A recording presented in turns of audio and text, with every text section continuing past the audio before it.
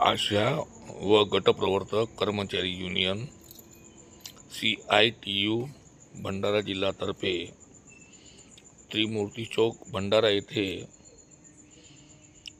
9 जुलै 2025 4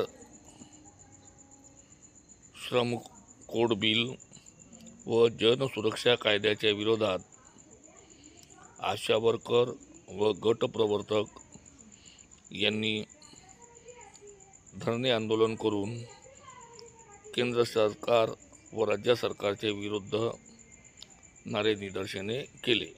गटप्रवर्तक म्हणून काम करत आहोत, तरी आम्ही कृषीच्या मैदानावर काम करत आहोत। आम्ही आशांचं सुपरवायझर म्हणून काम करतो। त्या गावागावात जिथे जिथे ते व्हिजिट करतात तिथे आम्ही पण भेटी देतो, परंतु शासनाला अजूनही आमच्याबद्दल काही वाटत नाही आहे आणि त्यांनी बाकीच्या लोकांना कंत्राटी कर्मचाऱ्याचा दर दिलेला आहे।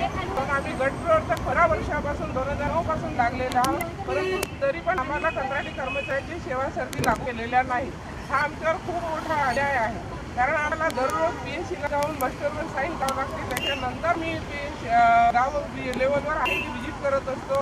गरोदर माता, PNC माडा, छोटे बच्चू यांना सर्वांना आम्ही अशा भेटी देत आहे, तर त्यांचं आम्ही सुपरविजन करतो।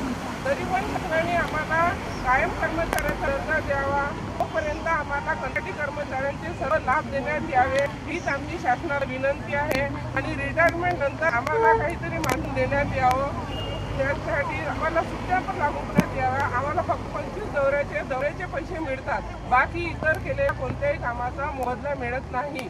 तर शासनाने आम्हाला एकत्रित मानधन म्हणून द्यावं, किंवा तोपर्यंत आम्हाला जोपर्यंत सरकारी नोकरीमध्ये समाविष्ट करत नाही तोपर्यंत त्यांनी कंत्राटी कर्मचाऱ्यांना देण्यात येणारे सर्व लाभ आम्हाला देण्यात यावं हीच आमची शासनाला विनंती आहे।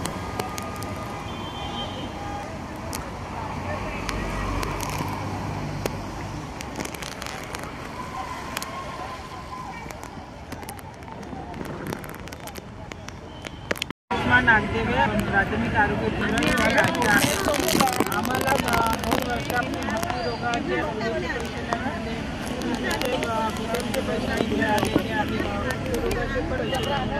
त्यामध्ये अजून एक आमचा महत्त्वाचा विषय आहे की आम्हाला दर महिन्याला रेग्युलर चेक करायला जावं लागतं, तेव्हा आम्हाला खूप त्रास होत आहे, कारण सगळ्या आशांना सगळ्या गोष्टी जमत नाही आणि बुकाचा एवढा भार वाढलेला आहे। 32 बुक सगळ्यांना तयार करावं लागतं, त्यामध्ये सर्वे येतं आणि घरोघरच्या सह्या घेणे, डेली डायरी तयार करणे आणि एवढे सारे बुक। त्या बुकामध्ये वेगवेगळ्या महिन्याला वेगवेगळ्या गोष्टी सांगितल्या जातात, तुम्ही हे नवीन मेंटेन करा। तर त्यामुळे आमची मानसिकता एवढी खराब होईल की आपण गाव सर्वे करायचं की लाभार्थ्याकडे लक्ष द्यायचं की आपलं रेकॉर्ड मेंटेन करायचं। त्यामध्ये सुद्धा ऑनलाईन काम एवढं वाढलेलं आहे की ऑनलाईनचे कामं सगळ्यांना जमत नाही।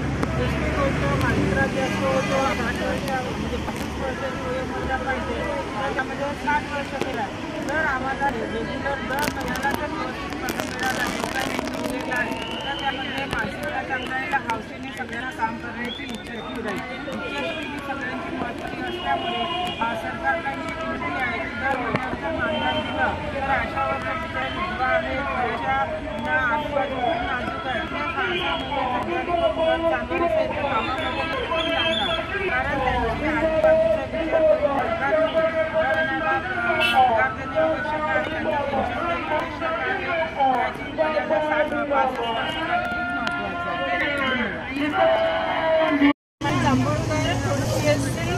CITU आशा वर्कर असं म्हणणं एकच आहे की केंद्र सरकार किंवा आपल्या सरकारने जे आपल्यावर अटी शर्ती लागू केल्या आहेत, तर आम्हाला पहिल्यांदा जसे कर्मचारी आहेत सगळे सरकारी पदवीवाले तशा प्रकारे आपले सरकारी मानधन द्यायला पाहिजे।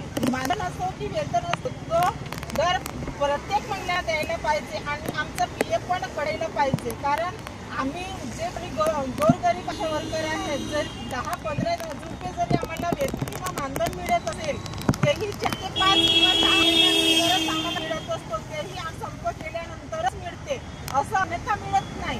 आणि आम्ही असे ह्या पैशासाठी आम्ही काम करावे आणि पैशासाठी सरकारसोबत झगडे करावे काय, किंवा त्यांच्यासोबत भांडण करायसाठी आम्ही रस्त्यावर उतरायचे काय, हा नेहमी प्रश्न आम्हाला पडत असतो। कारण गोरगरीब जनता ही सर्व आशा वर्कर खेडोपाड्यातली असते आणि घरचा खर्च किंवा आरोग्य, शिक्षण आणि येणे जाणे याच्यावर आम्ही सगळं खर्च करत असतो. तर आम्हाला त्याच्यामध्ये पण वाढ पाहिजे, कारण की आमचा जो PF आहे सगळ्या कर्मचारी लोकांना PF पडते आणि त्यांचा रिटायरनंतर त्यांना एकत्र PF मिळते. तशा प्रकारे आम्हाला काहीही नाही. आणि परत 60 वर्षे जसे आम्हाला वयोगट करून दिले आहे की 60 वर्षानंतर तुम्ही रिटायरमेंट व्हा व आम्ही रिटायरमेंट होतो. पण जसे अंगणवाडी कर्मचारी आहेत त्यांना 65 वर्ष लागू केले आणि आशा वर्करांना का 60 वर्ष लागू केले आहेत. जे नवीन आहेत त्यांना पण 65 वर्ष दिले आहेत आणि आम्ही 2009 पासून आशा वर्कर काम करत आहोत. त्यांना 65 वर्षे का लागू करत नाही आणि 65 वर्ष लागू केल्याच्या नंतर आम्हाला पेन्शन का देत नाही. आम्हाला पेन्शन पाहिजे, नाहीतर मग कर्मचारी लोकांचं हे आम्हाला वेतन पण प्रत्येक महिन्याला मिळाले पाहिजे. असे सरकारसोबत भांडायला येऊ द्यायला नाही पाहिजे आमच्या समोर, असं माझं मत आहे. सांगते की आहे की 2016 पासून आशा कार्यरत आहे. आमचं म्हणणं असं आहे की आम्हाला जसे आमच्या जॉईंट लेटर आला तेव्हाच आम्हाला सांगायला पाहिजे होतं की असं तुमच्या अटीसाठी राहतील. सरकारनं आमच्या अटीसाठी आता आम्हाला मंजूर केला. आम्ही 5 वर्ष फुकट काम केलं, कोरोनामध्ये काम केलं, सगळ्यांनीच चांगलं काम केले आणि फुकट राबलो त्यांच्यासाठी. ते सरकारला कळत नाही आणि आम्हाला ग्रॅज्युएटी पाहिजे आणि 65 वर्ष पाहिजे. तर अंगणवाडीवाले 12 वर्ष करू शकतात, अशा का नाही करू शकत असे माझे म्हणणे आहे. आणि आम्हाला प्रत्येक महिन्याला आम्हाला पगार म्हणजे आमचे मानधन पाहिजे, कामाचा मोबदला पाहिजे. आम्हाला एकही दिवस सुट्टी राहत नाही. आम्हाला कोणते काम राहत आहे का? आता सुट्ट्या म्हणजे जसं सरकारी कर्मचाऱ्यांना सुट्ट्या राहतात अवेलेबल, तशा आम्हाला सुट्ट्या मिळायला पाहिजे. सरकारी सुट्ट्यांचा लाभ पाहिजे.